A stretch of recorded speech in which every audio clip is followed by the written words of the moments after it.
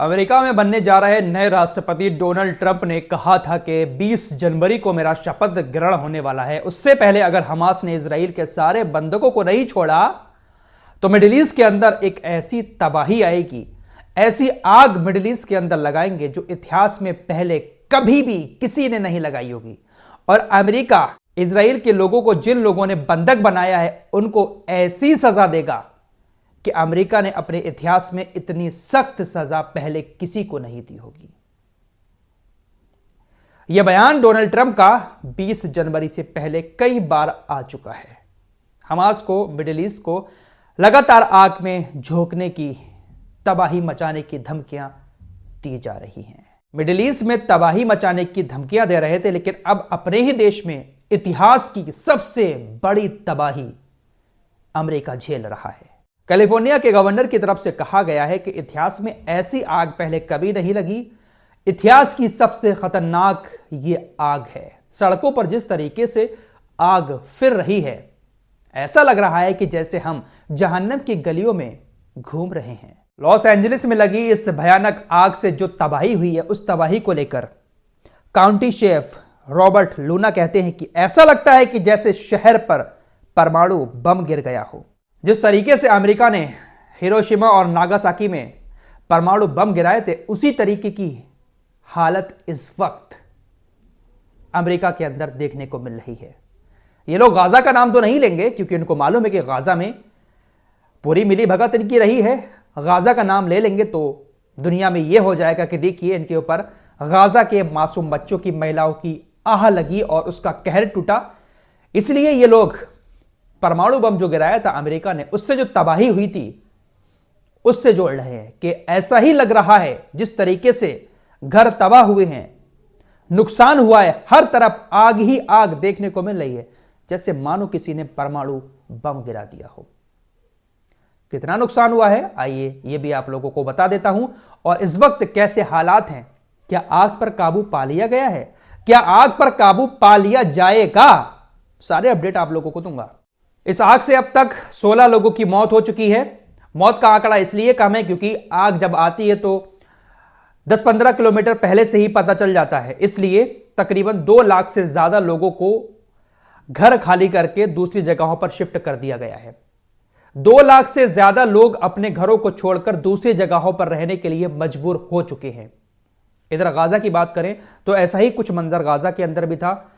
वहां पर तो अचानक से बम गिरते थे और लोग भागकर अपना घर छोड़कर दूसरी जगह पर जाने को मजबूर हो जाते थे। ऐसा ही कुछ यहां पर भी मंजर देखने को मिल रहा है। तकरीबन 56,000 एकड़ से ज्यादा जमीन जो है वो इसकी चपेट में आ चुकी है। नुकसान की बात करें तो देखिए, अलग अलग आंकड़े आ रहे हैं, लेकिन नुकसान बहुत बड़े लेवल का है। दुनिया का सबसे अमीर शहर माना जाता है कैलिफोर्निया को, क्योंकि यहां पर जो भी बड़े बड़े स्टार हैं दुनिया भर के, उनके आशियाने बसे हुए थे और सब के सब राख हो गए हैं। तो नुकसान तो कोई 50 अरब डॉलर का बता रहा है, कोई 60 अरब डॉलर का बता रहा है, लेकिन नुकसान इतना है, डोनाल्ड ट्रंप भी इस बात को कह चुके हैं कि नुकसान इतना हुआ है कि जो बीमा कंपनियां हैं, जिन लोगों ने अपने घरों के बीमे कराए हुए थे, अपनी संपत्ति का बीमा कराया हुआ था, वो बीमा कंपनियां उसका क्लेम भी नहीं दे पाएंगी। इतना नुकसान हुआ है। सबसे महंगी आग इसको बताया जा रहा है। पूरे अमेरिका की फायर ब्रिगेड की गाड़ियां वहां पर पहुंचकर आग बुझाने की कोशिश कर रही हैं। तकरीबन 1600 फायर ब्रिगेड की गाड़ियां और 71 हेलीकॉप्टर जो समुद्र में जाकर पानी भरते हैं और ऊपर से आग पर पानी गिराते हैं। इसके अलावा कुछ और भी उपकरण आग बुझाने में लगे हुए हैं, लेकिन आग पर काबू नहीं पाया जा रहा है क्योंकि हवाएं जो हैं वो बहुत तेज चल रही हैं। तेज हवाओं के चलते हुए आग पर काबू नहीं पा रहे हैं। हेलीकॉप्टर आसमान में नहीं उड़ पा रहे हैं क्योंकि हवा जो है वो 160 किलोमीटर प्रति घंटा की रफ्तार से चल रही है। पहले कभी जब आग लगती थी जंगलों में, क्योंकि अमेरिका के जंगलों में अक्सर आग लगती रहती है, तो हेलीकॉप्टर ऊपर उड़ते थे और ऊपर से पानी गिराकर आग को बुझा देते थे। लेकिन इस बार जो हवा है वो इतनी तेज है कि हेलीकॉप्टर उड़ ही नहीं पा रहे हैं। एक नई मुसीबत और अमेरिका के अंदर इस वक्त देखने को मिल रही है। बहुत सारे ऐसे एरिया हैं जहां पर प्रशासन को खबर नहीं लग पा रही है कि यहां पर आग लगी है। वहां पर गैस की पाइपलाइन पड़ी हुई है।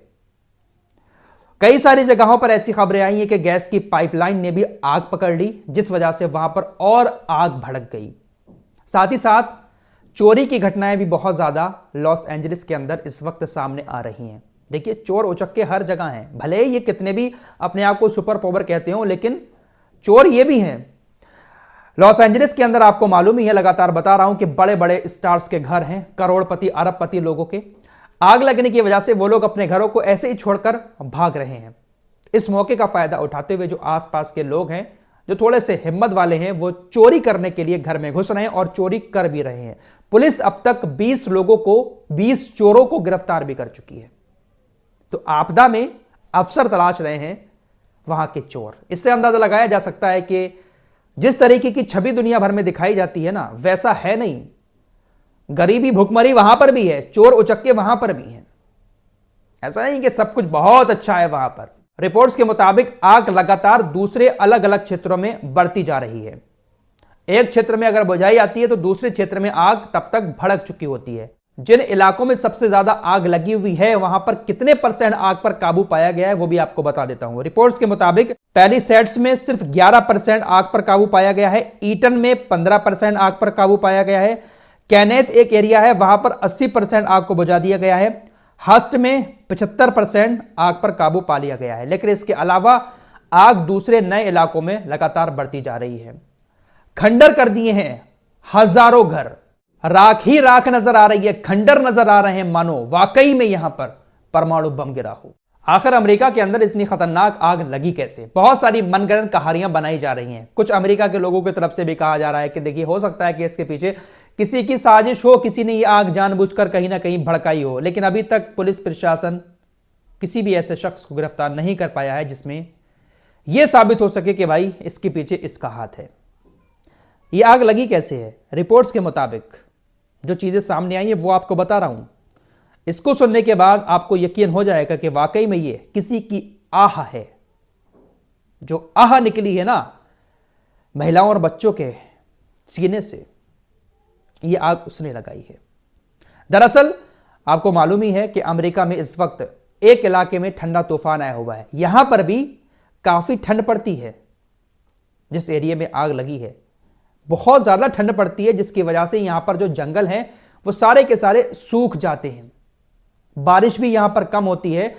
इस वजह से जंगल की लकड़ियां बिल्कुल सूखी हुई होती हैं। खबर के मुताबिक जो सूखी लकड़ियां होती हैं, जो सूखे पेड़ होते हैं, उसकी रगड़ से एक चिंगारी निकली। सूखे पेड़ों की रगड़ से एक चिंगारी निकली और वो चिंगारी देखते ही देखते इतनी बड़ी आग में तब्दील हो गई, क्योंकि सेंटा एना में जो हवा चलती है वो तकरीबन 160 किलोमीटर प्रति घंटे की रफ्तार से चलती है। तो जो चिंगारी भड़की थी छोटी सी, 160 किलोमीटर प्रति घंटे की हवाओं ने उस चिंगारी को ऐसा शोला बना दिया, और ऊपर से वो सूखे हुए पेड़, जब उसमें आग लगी तो भाई साहब जंगल से होती होती रिहायशी इलाकों में आ गई। और रिहायशी इलाकों में आने का सबसे बड़ा कारण यह भी बताया जा रहा है कि अमेरिका ने उस एरिया में जंगलों की कटाई बहुत ज्यादा की है, जिस वजह से बस्तियां सामने नजर आने लगी हैं। बस्तियां खुल गई हैं और इसी वजह से वो शोले उड़ते उड़ते बस्तियों में आ गए और फिर ये तबाही के मंजर जैसे कि बम गिरा हो। गाजा का जितना एरिया है उससे ज्यादा एरिया तो एक शहरी तबाह हुआ है, पूरा गाजा के बराबर तो तबाह हो चुका है। आपकी स्क्रीन पर ये आयतुल्लाह खामनेई के प्रतिनिधि हैं। इन्होंने कहा कि अमेरिका में लगी आग दैवीय प्रतिशोध की आग है। गाजा के आकार का एक शहर जला दिया गया है, जबकि इसके सभी निवासी अमेरिकी अरबपति थे। ये आग अमेरिकी नेताओं के खिलाफ अल्लाह का बदला है। वाकई में दोस्तों, ये जो आग लगी ये बड़े बड़े अरबपतियों के घर पर लगी है। ये वो लोग हैं जिन्होंने गाजा के नाम पर अपना मुंह तक नहीं खोला था, बल्कि समर्थन किया था उल्टा इजराइल का। वैसे ये सारी बातें हमारी गोदी मीडिया तक भी पहुंच चुकी हैं कि दुनिया भर में अमेरिका को लोग कोस रहे हैं कि ये जो आग लगी है पापों का बदला है, और हमारे देश के अंदर भी लोग खुशियां मना रहे हैं बहुत सारे। ऐसा नहीं करना चाहिए। ये प्राकृतिक आपदा है और आपदा कहीं पर भी आ सकती है। हमें हर जगह पर ऐसी आपदाओं का सामना करना चाहिए, दुआ करनी चाहिए। इस तरह की बातें हमारा गोदी मीडिया भी कर रहा है, लेकिन इस गोदी मीडिया को ये नहीं पता ये किसी के सगे नहीं हुए हैं। अरे भाई, हमारे प्रधानमंत्री मोदी जी को इनवाइट नहीं किया यार, है? हर जगह अपनी सुपर पावर ये लोग दिखाते फिरते हैं, जिससे चाहते हैं धमका देते हैं, जिससे चाहते हैं दोस्ती कर लेते हैं। डोनाल्ड ट्रंप चीन के राष्ट्रपति को बुला रहे हैं अपने शपथ ग्रहण में, लेकिन प्रधानमंत्री मोदी जी को नहीं बुलाया। मोदी जी ने इतनी इज्जत दी, दोस्ती निभाई, इतना बड़ा प्रोग्राम किया, इतनी बड़ी रैली तो मोदी जी अपने लिए नहीं करते जितनी बड़ी रैली मोदी जी ने डोनाल्ड ट्रंप के लिए उस टाइम की थी। लेकिन चीन के साथ हमेशा दुश्मनी चलती रहती है। अमेरिका की उस चीन को अपने करीब कर रहा है और भारत की भी चीन से दुश्मनी चलती रहती है, तो ये सगे किसी के नहीं है। फिलहाल इस रिपोर्ट में इतना ही, कुछ और खबरों के साथ फिर हाजिर होऊंगा। तब तक के लिए अपना ख्याल रखिएगा और लेटेस्ट अपडेट के लिए चैनल को सब्सक्राइब जरूर कर लें।